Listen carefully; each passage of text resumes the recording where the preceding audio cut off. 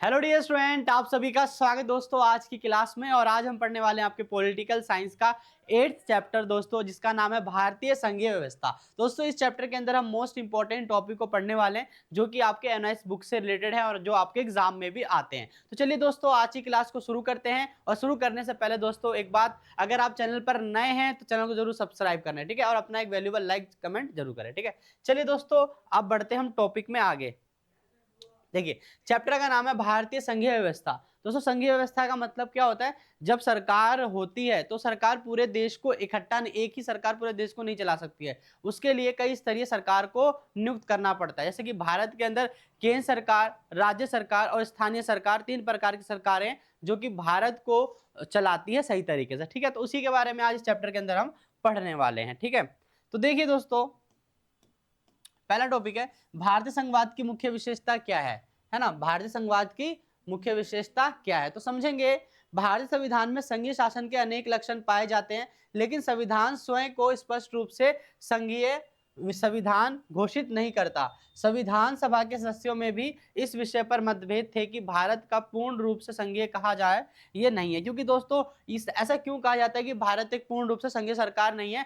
क्योंकि राज्य से ज्यादा शक्तियां केंद्र को दी गई है, ठीक है ना। केंद्र को कई ज्यादा शक्तियां दी गई है, राज्यों को कम शक्तियां दी गई है। इसलिए हम पूरे तरीके से नहीं कहते कि भारत एक संघीयात्मक सरकार रखता है, ठीक है ना, यानी संघीय सरकार है। देखिए किसी देश को संघीय कहने के लिए पहले संघवाद के अर्थ और उसके आवश्यक लक्षणों को समझना आवश्यक है, ठीक है ना। तो चलो समझते हैं संघवाद और इसके लक्षण को, ठीक है। आ जाओ। तो देखिए दोस्तों हमारा लिखित संविधान है, आप सबको पता है भारतीय संविधान लिखित संविधान है, सबसे बड़ा संविधान है विश्व का लिखित, ठीक है। अब देखिए संघीय व्यवस्था का सबसे प्रमुख लक्षण लिखित संविधान होता है। क्या होता है? लिखित संविधान भारतीय संघवाद का सबसे प्रमुख लक्षण होता है। भारतीय संविधान एक लिखित संविधान है, यह विश्व का सबसे बड़ा संविधान, और संविधान सबसे बड़ा होता है, इससे बड़ा कुछ नहीं होता देश के अंदर। केंद्र और राज्य दोनों अपनी शक्तियां संविधान से प्राप्त करते हैं, है ना। केंद्र सरकार और राज्य सरकार, केंद्र मतलब समझते हो ना, केंद्र हम समझते हैं कि प्रधानमंत्री की सरकार केंद्र, ठीक है, और जो राज्य सरकार यानी कि मुख्यमंत्री की सरकार, ठीक है। आ जाओ आगे। केंद्र और राज्य को अपने अपने क्षेत्र में शासन की स्वतंत्रता दी गई है, मतलब केंद्र और राज्य अपने अपने क्षेत्र में शासन कर सकते हैं, कानून बना सकते हैं, ठीक है। इसलिए लिखित संविधान भारतीय संघवाद की एक मजबूत विशेषता है, ठीक है ना। लिखित संविधान भारतीय संघीय व्यवस्था की एक मजबूत व्यवस्था है या मजबूत विशेषता है। आगे जटिल संविधान, आपको पता है हमारा संविधान जटिल है, कैसे है समझो। देखिए संघीय संविधान में संशोधन की प्रक्रिया सामान्यतः कठिन जटिल होती है। मतलब हमारे संविधान के अंदर है जो कोई संशोधन करना है, इंपॉर्टेंट संशोधन करना है तो बहुत मुश्किलों से होता है। इसलिए देखिए भारत संविधान में संशोधन की प्रक्रिया, कुछ संशोधन विशेष बहुमत से होते हैं, दोनों सदनों की कुल सदस्य संख्या का बहुमत, उपस्थित सदस्यों का 2/3 बहुमत, और कुछ संशोधन 50% राज्यों के सहमति से, अंततः में राष्ट्रपति की स्वीकृति से। इस जटिल प्रक्रिया के कारण भारतीय संविधान को जटिल संविधान कहा गया है। जटिल संविधान क्यों कहा गया भारत संविधान को? क्योंकि इसके अंदर कोई परिवर्तन करना इतना मुश्किल होता है कि वो ना के बराबर ही होता है, ठीक है ना, और हो जाता है कभी कभी, और इसलिए हम कहते हैं कि जटिल संविधान है हमारे, क्योंकि इसमें जो प्रावधान यानी जो परिवर्तन करना होता है ना, थोड़ा सा मुश्किल साबित होता है, इसलिए जटिल कहते हैं। अब आगे शक्तियों का विभाजन। संघीय व्यवस्था में शक्तियों का विभाजन कैसे किया गया तो जरा ध्यान दो। संघीय व्यवस्था की एक अनिवार्य विशेषता यह शक्तियों का स्पष्ट विभाजन।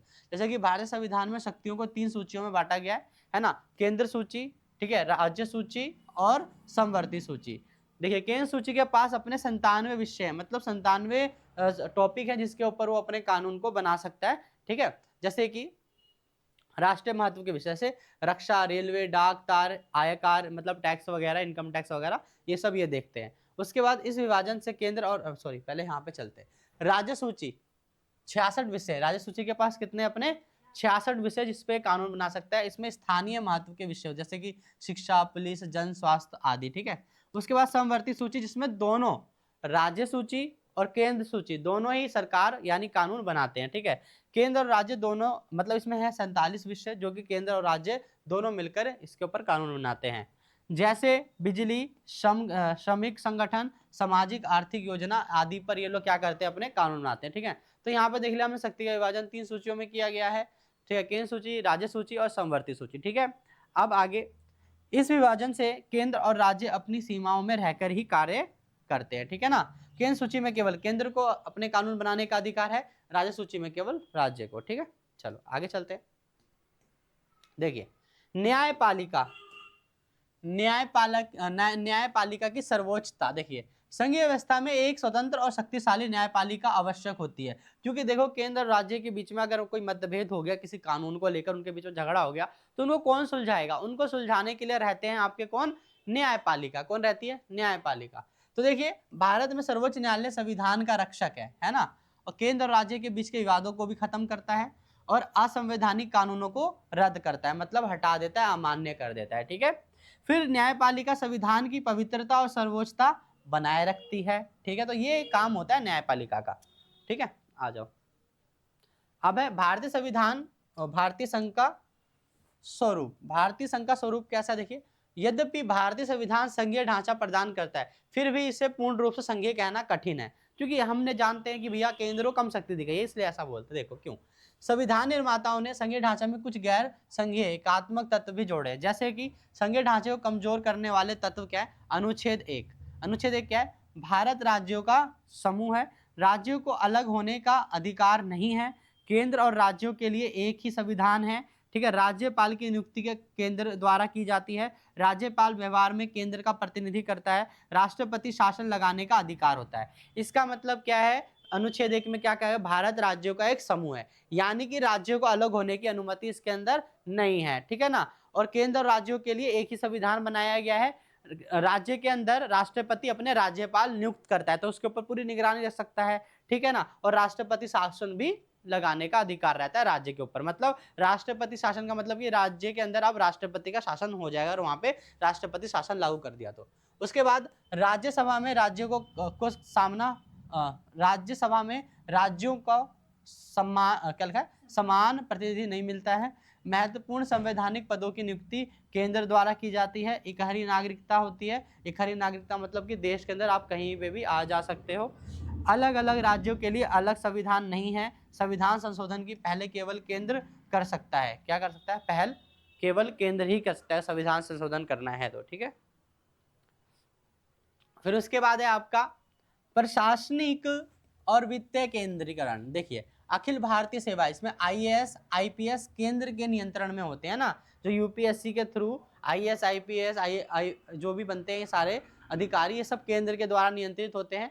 ठीक है, उसके बाद है वित्तीय संसाधनों में राज्य केंद्र पर निर्भर रहता है। मतलब उसे अगर कोई पैसे रिलेटेड हो, जैसा वहाँ पे कोई काम करना हो, सड़क बनवानी हो या कोई पुल बनवाना हो या कोई भी ऐसे काम करवाएं इसमें पैसा लगता है, वो जो राज्य सरकार होती है वो केंद्र पर निर्भर रहती है। ठीक है, फिर राज्य की सीमाएं, नाम और क्षेत्र बदलने का अधिकार संसद को भारत में मतलब संसद को दे रखा है, इसमें केंद्र ही इंपॉर्टेंट होता है। भारत में एकल न्यायपालिका है। इन सब कारणों से केंद्र अत्यंत शक्तिशाली हो जाता है, इसलिए थोड़ा कठिन हो जाता है भारत को संघीय सरकार बोलने में। ठीक है, तो निष्कर्ष क्या निकलता है यहाँ पर? आपका निष्कर्ष स्वरूप में संघीय है, लेकिन आत्मा एकात्मक है। क्या है? दिखने में तो लगता है कि हाँ केंद्र और राज्य में बटा हुआ है, लेकिन अंदर से देखेंगे तो एकात्मक दिखता है। इसलिए भारतीय संविधान को अर्ध संघीय भी कहा जाता है। ठीक है, चलिए अब चलते हैं आगे। तो केंद्र राज्य के बीच में संबंध समझते हैं। देखिए केंद्र और राज्य के संबंध। भारतीय संविधान केंद्र और राज्य दोनों को संविधान से शक्ति देता है, संविधान ही ने शक्ति देती है। फिर भी आलोचक मानते हैं कि इसमें एकात्मक झुकाव आदि है, अधिक है। केंद्र राज्य संबंध 3 आधारों पर है: विधायी संबंध, प्रशासनिक संबंध और वित्तीय संबंध। ये 3 प्रकार से इनके बीच में संबंध होते हैं: कानून बनाने वाला, कानून चलाने वाला और पैसे रिलेटेड जितने भी संबंध होते हैं। ठीक है, योजना से। अब आगे चलो, तो आगे है पहले विधायी संबंध समझते हैं। विधायी संबंध क्या होता है? देखो विधायी शक्तियां 3 सूचियों में बांटी गई है: केंद्र सूची, राज्य सूची और समवर्ती सूची। जिससे हमने पहले ही पढ़ लिया 97 विषय, 66 विषय और 47 विषय। ठीक है ना। अब देखो इसमें क्या होता है, समवर्ती सूची में इंपॉर्टेंट है कि जब इनके बीच में कोई कानून बनता है और टकराव होता है तो केंद्र की राह चलती है। क्या चलती है? केंद्र की कानून चलती है। मान लो समवर्ती सूची में केंद्र और राज्य दोनों को कानून बनाने का अधिकार है, लेकिन अगर इन दोनों के बीच में विवाद होता है ना तो केंद्र की चलती है। ठीक है, शेष विषयों पर कानून बनाने का अधिकार संसद को है, और विशेष परिस्थितियों में संसद राज्य सूची पर भी कानून बना सकती है। ठीक है ना, विशेष परिस्थितियों में। तो ये तो आपका था भैया संविधायी शक्ति 3 भागों में बटा हुआ है: केंद्र सूची, राज्य सूची और समवर्ती सूची, ठीक है ना। इसमें हमने देखा केंद्र में 47 विषय हैं, राज्य में 66 विषय हैं और समवर्ती में क्या है 47 विषय, ठीक है।